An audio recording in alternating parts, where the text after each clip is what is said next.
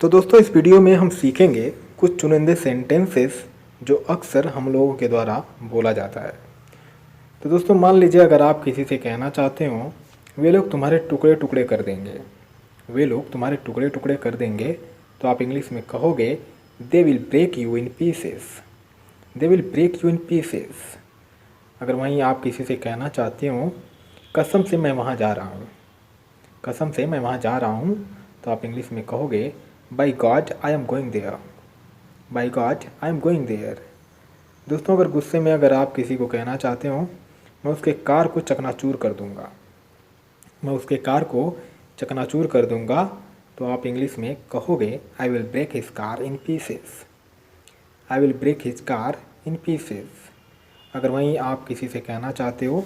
मानो या ना मानो वो झूठ बोल रहा है,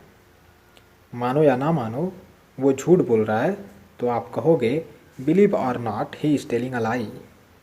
believe or not he is telling a lie. अगर वहीं आप कहना चाहते हो मानो या ना मानो उसके पास बहुत पैसे हैं, मानो या ना मानो उसके पास बहुत पैसे हैं, तो आप कहोगे believe or not he has lots of money, believe or not he has lots of money. दोस्तों अगर आप किसी से कहना चाहते हो तय करके बताओ मुझे, तय करके बताओ मुझे, तो आप कहोगे decide and tell me, decide and tell me. दोस्तों अगर आपके पास एक फूटी कौड़ी भी नहीं है और आप किसी से कहना चाहते हो मेरे पास एक फूटी कौड़ी नहीं है, मेरे पास एक फूटी कौड़ी नहीं है, तो आप इंग्लिश में कहोगे I don't have a single penny, I don't have a single penny. दोस्तों अक्सर आप अपने बच्चे को ये सेंटेंस कहते होंगे जैसे अपनी पढ़ाई पर ध्यान दो, अपनी पढ़ाई पर ध्यान दो, तो आप इसे दो तरीके से कह सकते हो, focus on your studies, focus on your studies. या आप इसे ऐसे भी कह सकते हो pay attention to your studies, pay attention to your studies. दोस्तों ज़िद्दी तो बहुत लोग होते हैं, अगर वहीं आप अपने बच्चे को कहना चाहते हो ज़िद मत करो, ज़िद मत करो, तो आप इंग्लिश में कहोगे डोंट इंसिस्ट, डोंट इंसिस्ट। अगर वहीं आप किसी से कहना चाहते हो ऐसा लगता है कि वह सो रहा है,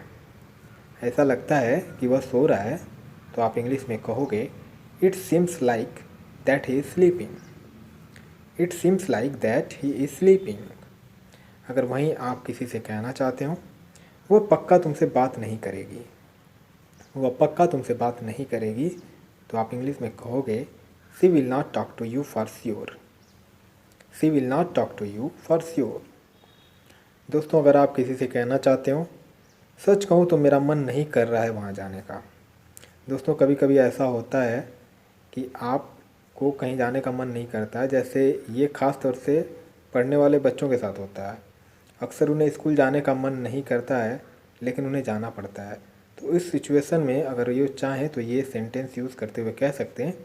सच कहूँ तो मेरा मन नहीं कर रहा है वहाँ जाने का, तो आप इंग्लिश में कह सकते हो honestly if I say I don't want to go there, honestly if I say I don't want to go there. दोस्तों अगर आप किसी से कहना चाहते हो मुझे लगता है वह इस रास्ते से आएगी, मुझे लगता है वह इस रास्ते से आएगी, तो आप इंग्लिश में कहोगे I think she will come by this way, I think she will come by this way. अगर वहीं आप किसी से कहना चाहते हो मैं जाने ही वाला था। दोस्तों मान लीजिए आप कहीं जाने वाले हों और उससे पहले ही आपका वो रिलेटिव या आपका फ्रेंड आपके यहाँ आ जाता हो, तो उस वक्त आप ये सेंटेंस यूज़ करते हुए कह सकते हो मैं जाने ही वाला था, तो आप इंग्लिश में कहोगे I was about to go, I was about to go. अगर वहीं आप कहना चाहते हो मैं आपको बुलाने ही वाला था, मैं आपको बुलाने ही वाला था, तो आप इंग्लिश में कहोगे I was about to call you, I was about to call you. अगर वहीं आप किसी से कहना चाहते हो मैं तुम्हें मिस करने वाला हूँ, मैं तुम्हें मिस करने वाला हूँ। दोस्तों ये सेंटेंस तब यूज़ किया जाता है जब आपको कोई छोड़ के चला जाता हो या आपका कोई फ्रेंड आपसे बहुत दूर चला जाता हो, तो उस वक्त आप ये सेंटेंस यूज़ करते हुए कह सकते हो मैं तुम्हें मिस करने वाला हूँ, तो आप इंग्लिश में कहोगे I am going to miss you, I am going to miss you. दोस्तों अगर आप किसी से कहना चाहते हो जहाँ तक मेरी बात है, जहाँ तक मेरी बात है, तो आप इंग्लिश में कहोगे as far as I am concerned, as far as I am concerned.